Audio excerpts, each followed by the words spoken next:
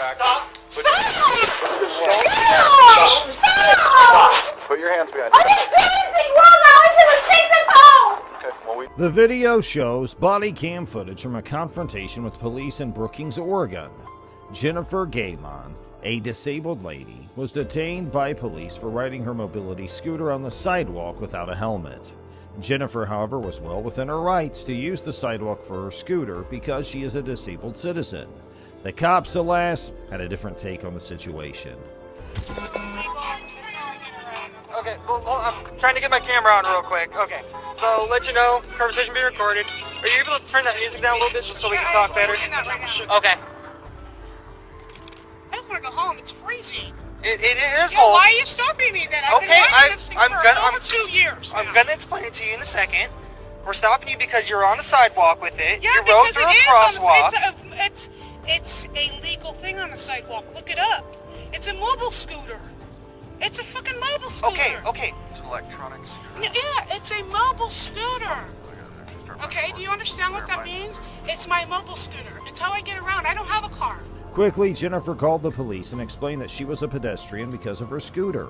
The uninformed officers, however, continued to approach even after she explained the situation. Officers kept calling it an electronic scooter, most likely so they could write her a ticket. Yeah, it's like Iris. there a He goes reason on. you're yelling? Yeah, because I'm getting pissed off. Why are you? Because I want to go home. You guys are pulling me over for no reason. We're on It's like lawful traffic Iris. It's like Iris. You know Ira, the blue guy, the guy who's riding. It's exactly like his, except it's got 2 seats. That's all it is. It's electronic Why? scooter. Exactly. You deny that it's electronic? It's not electronic scooter, and I can ride it on the sidewalk. Is it gas powered? No, it's not gas. Okay. I So can it's go. electronic. I'm cold. You guys are cold. You're not free to leave. Yeah, I am. No, you're No, you're not. not. Yeah, I am because you legally cannot stop me. You're lawfully detained right now. You are For what? literally on a lawful For traffic what? stop. You see those red and blue lights? For what though? Are you going to Give let me. him explain it? Yeah, because you don't have a reason to. You guys are legally. You're taking my disability act and you're throwing it in the garbage. I have no This is idea. my disability scooter. This is how I get around, and you know that. You've seen me many times around this town riding it. Okay. Are you going to let him explain to you why you're actually on a lawful traffic stop? Okay. So we stopped you because it was actually looked up before. Okay. You can't ride this in a crosswalk and on the sidewalk. Are you kidding me? So the mobile scooters that ride around here, all these old people can't ride them on the sidewalk? Nope. Not according to the Oregon Department of Transportation. I'll look it up for you, just so you can know that I'm not messing with you and he's not messing Okay, with so I'll let everybody know that you guys have bad laws in this town, and that people It's that have Oregon. disabilities. It's an Oregon No, you know what? Department of That's disabilities. Okay, these people ride these scooters for disability. You want them riding on the streets to get hit by a car? You kidding me? you. I don't make the rules. Yeah, well. I'm going to grab some information. Jennifer was lawfully arrested and police asked her to see her identification before releasing her. Jennifer was at first hesitant to give her ID, but in the end she did so to speed things up. Several tickets, mostly for driving offenses, were written for Jennifer by the police over the course of around 15 minutes.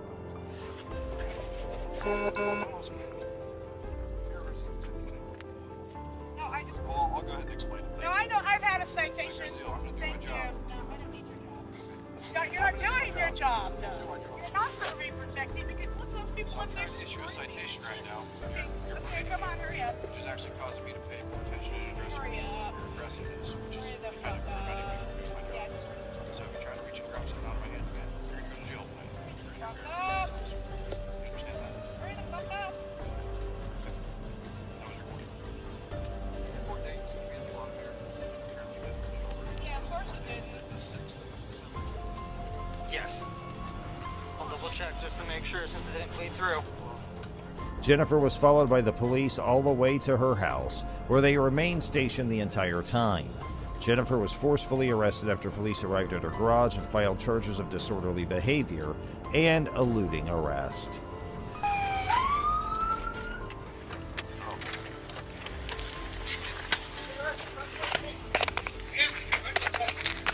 Why are you taking this long? Fine! Put your hands behind your back. Stop! Stop! Stop! Put your hands behind I your back. didn't do anything wrong. I was going to take this home. Okay, well, we disagree on that. You're under arrest. You're happy or not that I get arrested? He wasn't even there.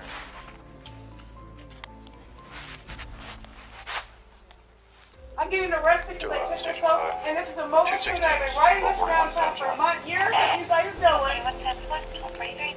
Jennifer was shockingly found guilty on the felony counts and given a 5-day jail term and an 18-month probation period at first. Jennifer, however, decided to launch a lawsuit against the city of Brookings and appeal her conviction on the grounds that she had been wrongfully imprisoned and that her rights under the Disability Act had been infringed upon. The judge sided with Jennifer this time. Her conviction was overturned and she received a $500,000 payout from the city of Brookings. Now let's move on to our next video. In this video, an unidentified neighbor calls the police to report a domestic disturbance, and the officer's response is caught on camera. The caller said that their 87-year-old mother is being verbally abused, so the police were sent to the scene. However, the reality of the issue turned out to be more nuanced and complex than had been anticipated. Your mother. Do you believe, after hearing my mother, that she is in danger? I heard arguing, and I need to make sure everybody's okay inside the house. What did you hear? What was said? I just heard yelling. I couldn't hear You what just that heard was yelling, and did I not explain to the yelling? Did she not explain to you the yelling? She told you she's fine. Okay. She's sitting on the toilet, and you have to go and see her. I do, yes. The police arrested the man who we'll call Papa Meatball outside the residence. They told him that he had to see proof that someone else was there. The neighbor walks up to the conflict and gives a very brash but honest justification. When there is a domestic disturbance, the patrol supervisor is the first person to be absent from the response. Any officer, regardless of jurisdiction, who responds to a domestic violence call involving another officer. Right. Go get somebody now.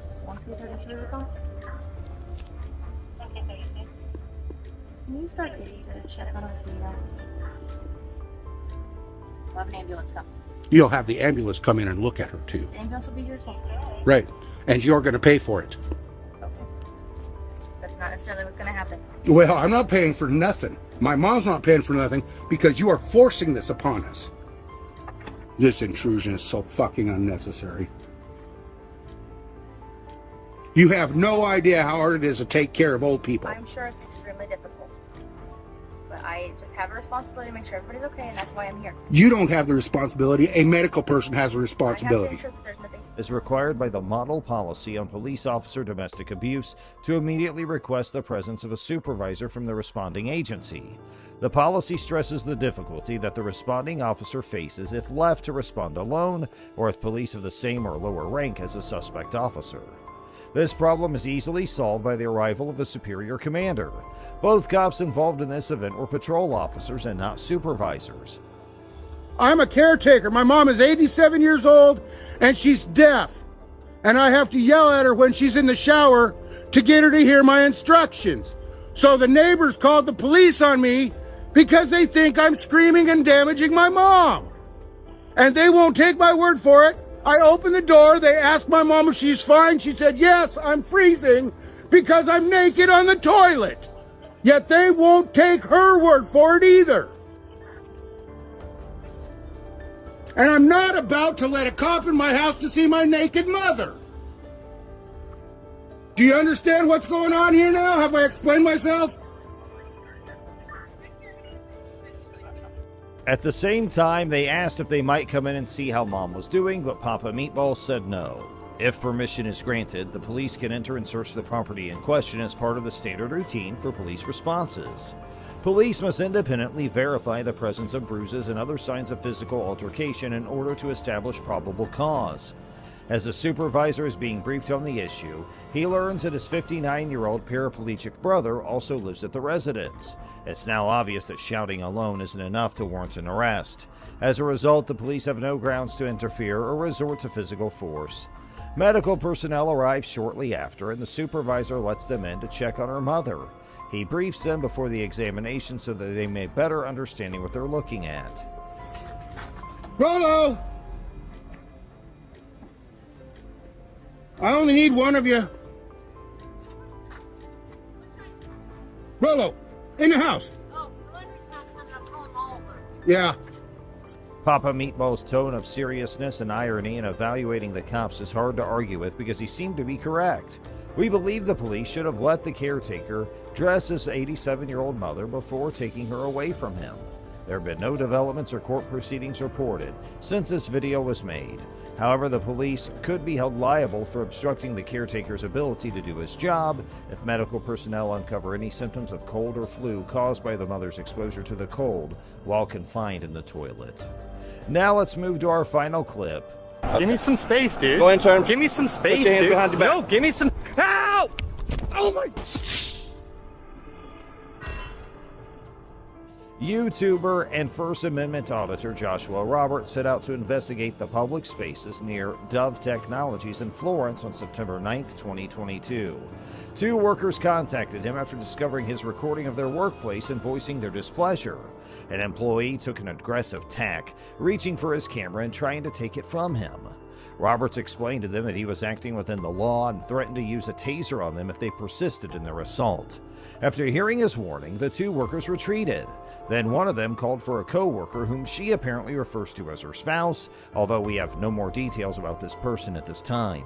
The Florence County Sheriff's Office responded to the scene, thus he may have been connected to them. Where are you? You don't have my signed authorization to have my face in that camera. Turn it off. Can I have your signed authorization? This guy's coming up aggressive, everyone. Can I help you?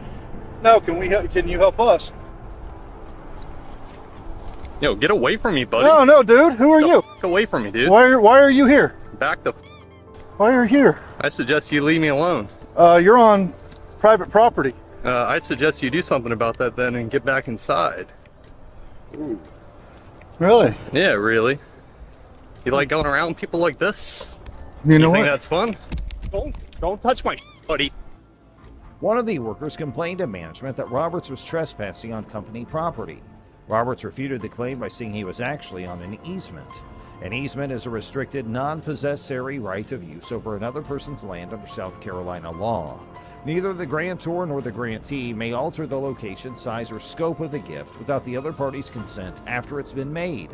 A South Carolina power pole crosses the property, establishing an easement as seen in the video. Since the electric pole is considered public property, Roberts is within his rights to be near it. Since a utility easement does not instantly change into public property, the workers were also within their rights to claim the land as their own private property. The workers then called the police, who responded quickly to the building. When asked what happened, Roberts said he was assaulted and gave his version of the events.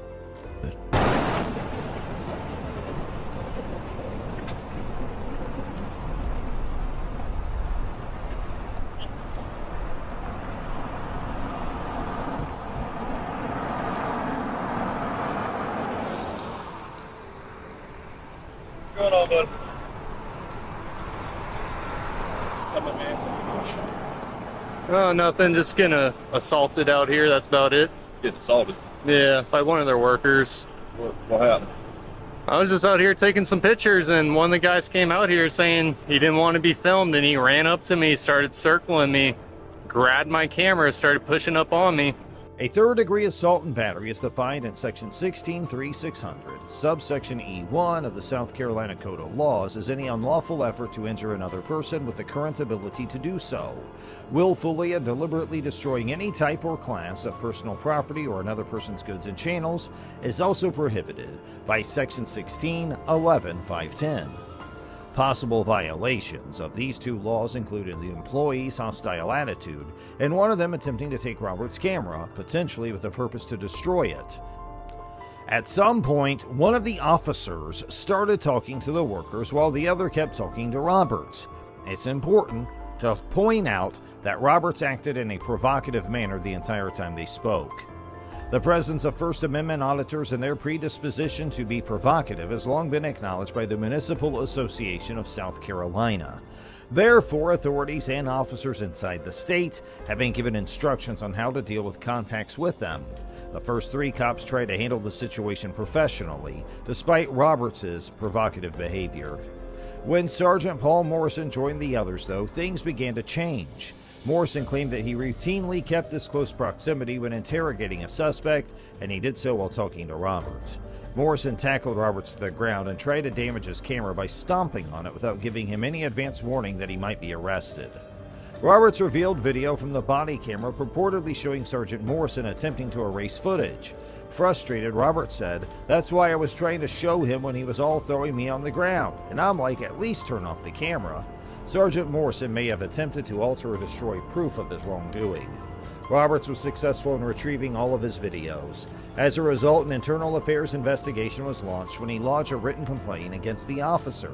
Sergeant Morrison was forced to resign as a result of the investigation. In a statement released after the event, Sheriff T.J. Joy Lehner said that Sergeant Morrison had broken several policies. The Florence County Sheriff's Office has decided to let Sergeant Morrison go as a result.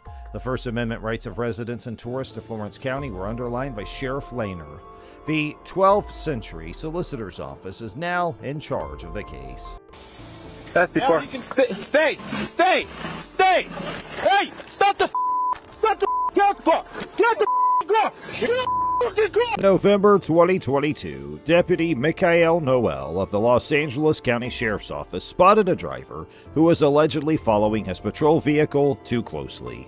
Deputy Noel pulled and stopped the car and engaged him in an angry exchange, responding arrogantly despite the driver's compliance and courtesy. The driver handed up his license but took some time to locate his registration and evidence of insurance. Meanwhile, another pickup truck operated by Kenneth Espinoza, the driver's father, was parked behind Deputy Noel's car. Mr. Espinoza was only waiting for his son to arrive so they could continue to a repair shop.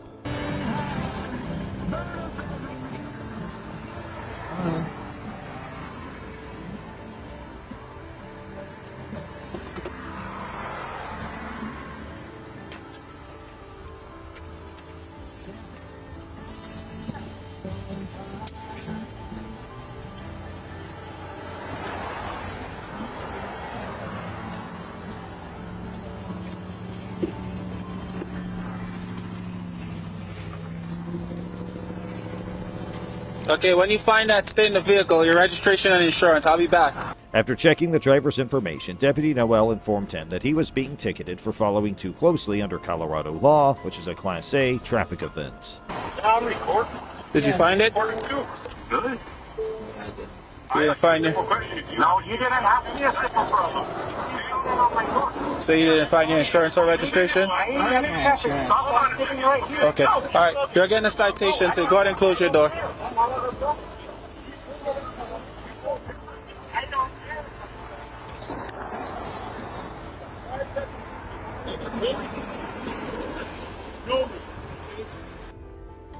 As Deputy Noel returned to his patrol vehicle to give the citation, another officer, Lieutenant Henry Trujillo, arrived and began arguing with Mr. Espinoza. Despite Mr. Espinoza's explanation that he was waiting for his son, both cops asked him to leave. Mr. Espinoza obeyed and began driving away, but Deputy Noel decided to cause trouble by holding onto the vehicle's door handle and demanding him to stop. Surprisingly, Deputy Noel drew out a service revolver and pointed at Mr. Espinoza, demanding that he exit the vehicle. Do you always stop behind cops when they pull people over? I ain't stopped right. Okay, you don't need to be here. I ain't you don't need right to be here, okay? Sir. You need to go. No, I don't. I'm waiting on my son. Right, he's my ride back to Wilson. Leave. Leave. That's before. Now you can stay. Hey, stop the car. Get the car. Get out the car. Get out the car. What are you gonna do? You gonna? SD4, give me the radio. Get out the car. Get out the car. Get out the car. Get out the car. Get out the car. Get out the car. Get out the car. Lieutenant Trujillo also uses taser on Mr. Espinoza while questioning the cops about their behavior. Now, get out the car. They don't have jurisdiction over. Get out of the car. He physically restrained Mr. Espinoza by yanking on his arm, preventing him from opening the door. Don't pull away from me. I'm not. You're going to get lit up. I'm not. Okay, you're going to get lit up. You're breaking my arm, man. Hold on, I'm going to get out. Despite his lack of resistance, Deputy Noel tased Mr. Espinoza many times. Lieutenant Trujillo then handcuffed, manhandled, and tased in the face and threw Mr. Espinoza into a police van where the door crashed into his leg. Get in the car. Now. Damn, I'm fucking. Now. Fucking. Get in the car. No. This is ridiculous. That's the car. Take the car. God damn, I don't fit. That's important. The fuck is wrong with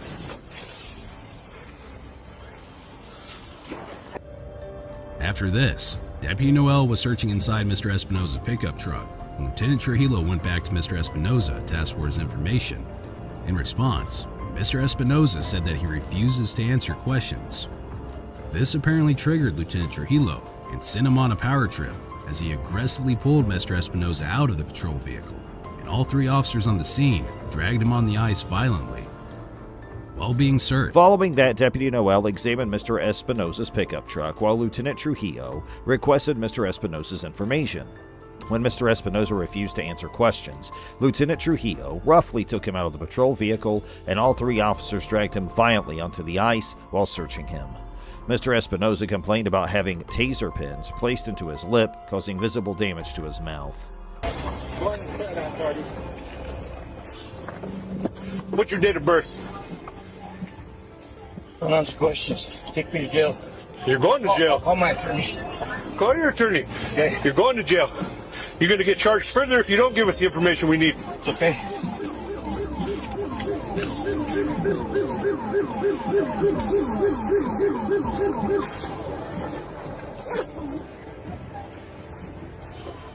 Where's your ID? You have your wallet on you? Don't do that, man. I'm going to get you out. I'm going to pat search you. Now get out. I got my wallet. Get out now. Get out of the car now. Get out the car. Okay. Okay? Yeah. This is how it's going to work. Okay? You're going to do what you're told to do, and that's it. Stand up. Get up. Up against the car. Spread your feet. Later, the district attorney declared that no charges will be filed against Mr. Espinosa, thereby ending that matter. Mr. Espinosa's counsel claimed that a civil case would be filed, claiming multiple instances of police wrongdoing. Both officers involved are still on duty, and an internal inquiry is underway to establish whether they committed misconduct. The Los Angeles County Sheriff's Department refuses to comment on the case. In the next incident, an officer harassed and followed a driver for no apparent reason. The officer failed to activate his emergency lights or signal a traffic stop. The driver felt suspicious and instructed his passenger to begin recording for his own safety. That way everybody can see. So, I went to the gas station because I had to go get a couple things. I've been using my turn signals. Plus, I've been doing the speed limit. There's 2 cops sitting on the side of the road. This cop has been following me for like 4 or 5 miles now. Everywhere I go, he keeps following me. The vehicle eventually pulled over and questioned the officer about the reason for the traffic stop. So I'm gonna get out and find out what the problem is.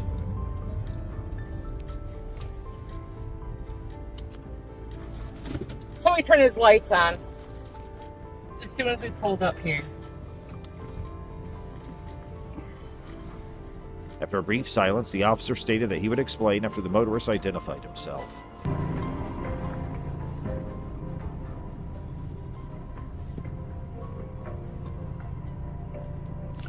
So I just took my seatbelt off. The motorist, invoking his constitutional rights, declined to furnish identification in the absence of legal justification for the stop.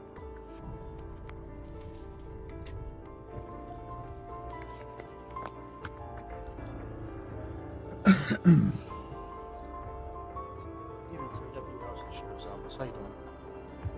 got your license, registration, proof of insurance ready tonight. What's the nature of the stop? As soon as I know who you are, I'll be happy to explain that. Is this Nazi Germany? Do I gotta provide papers before you tell me why? Well, if I don't know who I'm talking to, in case you run off or flee, I'll let you know who I'm talking to. So if you don't mind providing your identification, I'll be happy to do it for you. Recognizing the driver's awareness of the law, the officer made up a fake justification for the stop, stating the vehicle lacked a front bumper. The driver, however, swiftly refuted this assertion, and the officer eventually recognized that the driver had done nothing illegal. Nazi Germany exists anymore. Exactly my point. You do realize in order to get ID from somebody, you have to have a reason and articulate that reason for the stop, right? I'm well aware of how it works. Well, you do realize I'm a constitutionalist, so I know this. So, unless you can articulate This is my property, yes. Well, I don't live here, but this is my property. This is not where I'm staying, but I own this property. While chuckling at the police's foolishness, the driver demanded that the officer call his boss. The officer acknowledged the absence of grounds for the stop at the end of the encounter. I knew exactly what you were going to do. There's nothing wrong with my car. Every light on my car works. So what's the nature of the stop? Well, the nature of the stop is when you went by, it didn't look like there was a front bumper. And then as I was behind the car trying to run a registration, you took multiple turns and it appeared to be evading me. All I'm doing is checking out what's going on. You better get your goddamn supervisor. When is it illegal to make turns? Say it was illegal to make turns. Dude, we both know where this is going, and you know you have no reason to pull me over. All you need in Michigan is reasonable suspicion to make a traffic stop. Yes, you have to have RAS. But what is your single articulable suspicion? It appeared you were trying to avoid police contact. It looked like you had a bumper out in front of the car when you went by. Dude, I'm not giving ID, because I didn't do nothing wrong. Is this your car? It's in my dad's name, yes. Is it your dad's name? Yep. Dude, this is going to make an awesome YouTube video. You just admitted that I committed no crime or no traffic infraction. When the f*** is it illegal to make turns? Well, there is a bumper on my car. Now let's move on to the next case. Officers Ashley Ploft and Adam Hobbs of the Toledo Police Department responded to an accident scene on January 1st, 2023. While there, they saw a passing vehicle and suspected the driver nearly collided with a tow truck. The officers pursued the vehicle without using their emergency lights, and it quickly pulled over. The car included two females, Kaylin Smart and Melvina Keith, who were returning home from a night out. Officer Hobbs approached the vehicle and wrenched open the passenger door without warning or conversation. This aggressive action violated Miss Smart's Fourth Amendment rights, which protect her from unreasonable searches and seizures. Officer Hobbs responded to Miss Smart's question regarding his aggressive behavior by instructing her to shut up. He ordered her out of the car and pulled her out, pinning her on the ground. Officer Ploft acted similarly belligerently, indicating that she was going to take the people from the automobile. She then opened the driver's side door, ordered Miss Keith to exit the vehicle, and handcuffed her. The cops failed to inform the women of the reason for their incarceration. Despite the fact that neither Miss Smart nor Miss Keith posed any threat, they were both violently assaulted. Why are you opening the door like that? Shut your mouth. No, Officer Ploft threw Miss Keith to the ground by holding her hair, while Officer Hobbs joined in detaining Miss Smart. Officer Ploft punched Miss Keith at least 5 times. When Miss Smart attempted to converse with Officer Hobbs, he forcibly threw her back on the ground and hauled her to the police vehicle. 6. Turn the car off. Turn the car off. Out. Step out. Throughout the encounter, the officers failed to provide a clear justification for the arrest. They accused the women of nearly killing people, despite the fact that dash cam footage indicated no such threat. Officer Hobbs falsely stated that Miss Smart had punched him many times. A passerby inquired about the event, causing the officers to create a story about the women hitting them.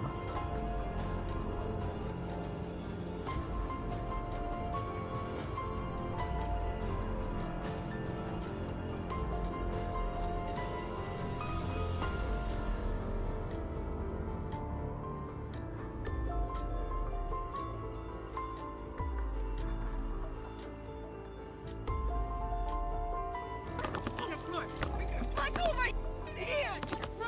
Oh, my mother! That's why.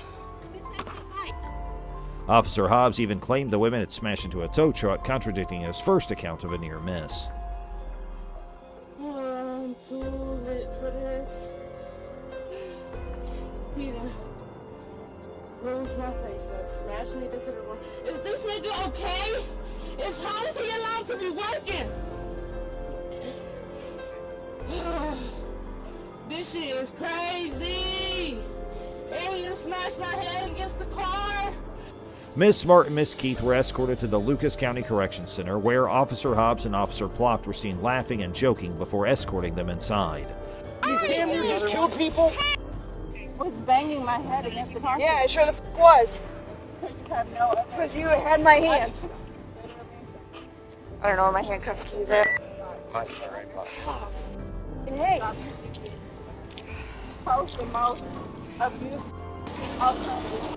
The women were charged with various offenses, but not with assaulting an officer. Officer Hobbs attempted to explain his use of force by claiming he utilized joint manipulation and strikes to gain control of Miss Smart.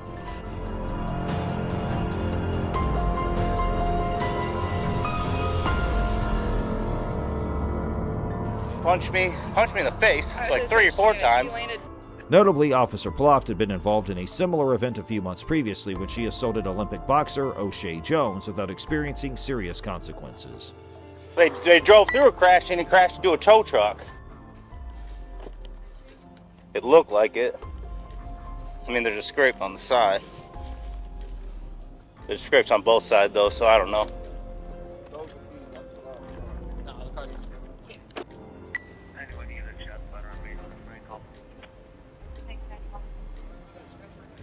Yeah, she scratched. Yeah. She popped me pretty good. Got me right square in the nose. Made my eyes water a little bit. She paid for it though. I was gonna say my finger might be broken. Yeah, the bite probably hurt the most. Officer Ploft and Officer Hobbs were both placed under investigation by the Toledo Police Department 3 months after the event on April 29, 2023. The government has 100 days to conduct the inquiry and take appropriate measures.